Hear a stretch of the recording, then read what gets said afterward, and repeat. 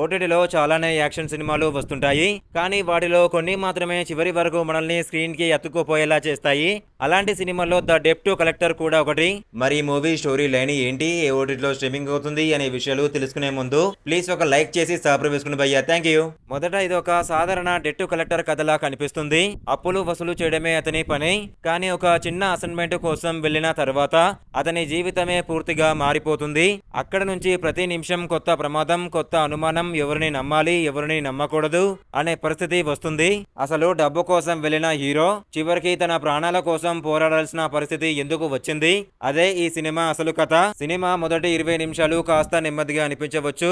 కానీ ఒక్కసారిగా కథలోకి వెళ్ళాక మాత్రం వెనక్కి తిరిగి చూసే అవకాశం ఇవ్వదు. ఒక్కో సీన్ తో ఉత్కంఠ పెరుగుతూనే ఉంటుంది.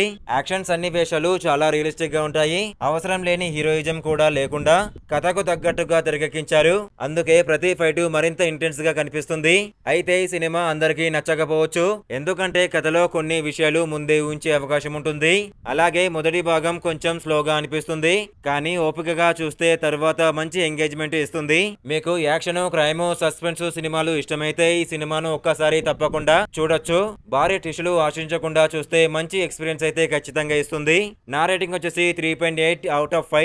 మీరు ఇప్పటికే ఈ సినిమా చూసి ఉంటే మీ అభిప్రాయాన్ని కామెంట్ లో చెప్పండి. ఇలాంటి ఓటీటీ మూవీ రివ్యూల కోసం మా ఛానల్ ని సబ్స్క్రైబ్ చేసి వీడియోకి ఒక లైక్ కొట్టండి. లైక్ కొట్టగానే హైప్ అనే ఆప్షన్ వస్తుంది. ప్లీజ్ ఒక హైప్ చేయండి అబ్బా. Thank you. నమస్కారం. Thank you.